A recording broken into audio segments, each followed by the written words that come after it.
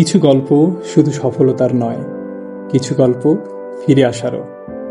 আজকের পর্বে আমরা পরিচিত হব এমন একজন শিক্ষকের সাথে যিনি একসময় উদ্ভিদবিদ্যা বিভাগের শিক্ষার্থী ছিলেন, আর আজ একই বিভাগে যিনি সহকারী অধ্যাপক হিসেবে দায়িত্ব পালন করছেন।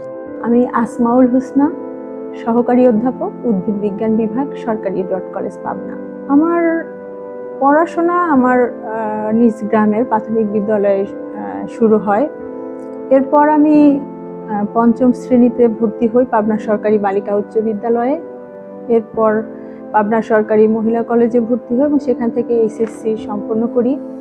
পরবর্তীতে আমি সরকারি কলেজ পাবনায় ভর্তি হই এবং এখান থেকে স্নাতক এবং স্নাতকোত্তর ডিগ্রি অর্জন করি।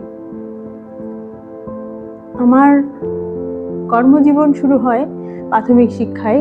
আমি প্রায় 3 বছরের মতো সহকারী উপজেলা শিক্ষা অফিসার হিসেবে কাজ করেছিলাম। পরবর্তীতে আমি উপজেলা সমাজসেবা অফিসার হিসেবে যোগদান করি।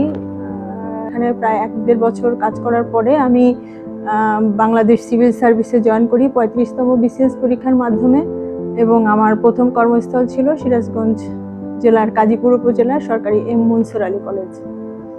পরবর্তীতে সেখান থেকে আমি বদলি হয়ে আমার বর্তমান কর্মস্থল সরকারি কলেজ পাবনার প্রভাষক পদে যোগদান করি। বর্তমানে আমি সহকারী অধ্যাপক হিসেবে কর্মরত আছি। শিক্ষকতায় আসার ব্যাপারটা আসলে আমার বাবা একজন শিক্ষক ছিলেন, উনি অবসর গ্রহণ করেছেন। তো ছোটবেলায় যখন বাবার সঙ্গে আমি তার স্কুলে বিভিন্ন অনুষ্ঠানগুলোতে যেতাম, দেখতাম যে সেখানকার শিক্ষার্থীরা বাবাকে বা অন্য টিচারকে প্রচণ্ড রকমের সম্মান করছে, শ্রদ্ধা প্রদর্শন করছে, যে কোনো বিষয়ে স্যারদের সাথে কথা বলছে। এই ব্যাপারগুলো আমাকে আসলে খুবই আকৃষ্ট করত। আমার খুব অসাধারণ একটি পরিবার আছে। আমরা সন্ধ্যায় বা যে কোনো সময় আমরা দিন শেষে একসঙ্গে বসি, আমার পরিবারের সদস্যদের সঙ্গে কথা বলি, খোলামেলা যে কোনো সমস্যা নিয়ে আলাপ করি। এই বিষয়গুলো আমাকে যদি কঠিন সময় না বলে আমি যদি বলি চ্যালেঞ্জিং সময়, তাহলেই বোধহয় বেশি যুক্তিযুক্ত হবে। এবং একটি কথা না বললেই নয়, সেটি হলো যে স্বপ্ন যখন আমরা দেখব, অবশ্যই আমরা বড় স্বপ্ন দেখব। এবং আমি যেটি মনে করি যে বড় স্বপ্ন মানুষকে সাহসী করে, সংকীর্ণতাকে দূর করে দেয়।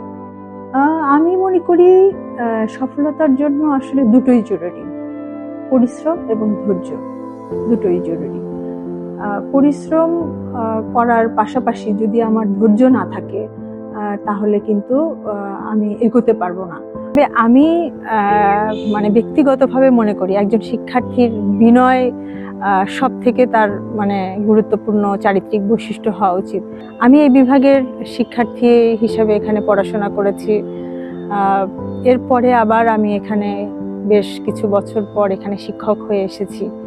এই অনুভূতি আসলে ভাষায় প্রকাশ করবার মতো নয়। এটি অত্যন্ত আনন্দদায়ক এবং আবেগপূর্ণ একটি ব্যাপার।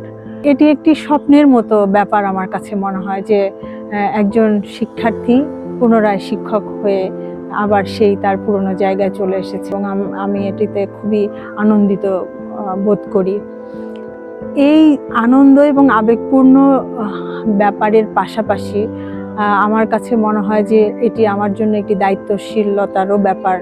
আমি যখন আমার জুনিয়র আমার অনুজ ভাই বোন, তাদের প্রতি আমার একটি দায়িত্ব বোধ রয়েছে বলে আমি মনে করি। আমি আমার শিক্ষার্থীদেরকে সবসময় এই বিষয়ে আশ্বস্ত করি যে অন্তত যে কোনো বিপদে আমি তোমাদের সাথে আছি, বিভাগের সিনিয়র বোন হিসাবে এবং একজন শিক্ষক হিসেবে তো বটেই।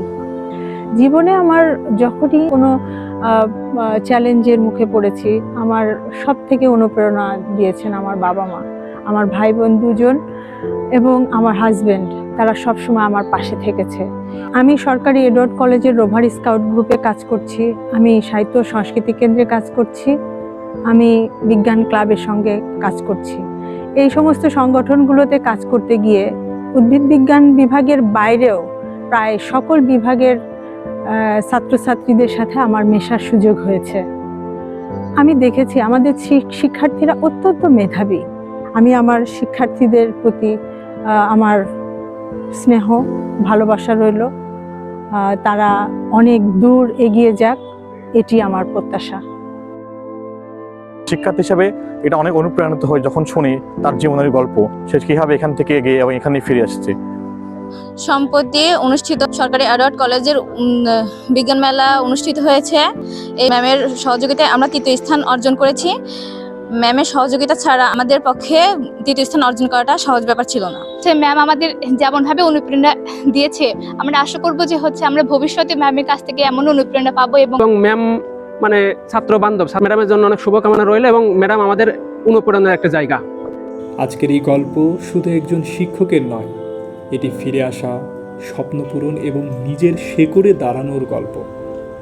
এভাবেই একজন শিক্ষার্থী হয়ে ওঠেন একজন অনুপ্রেরণা এবং একটি বিভাগ হয়ে ওঠে গর্বের গল্প।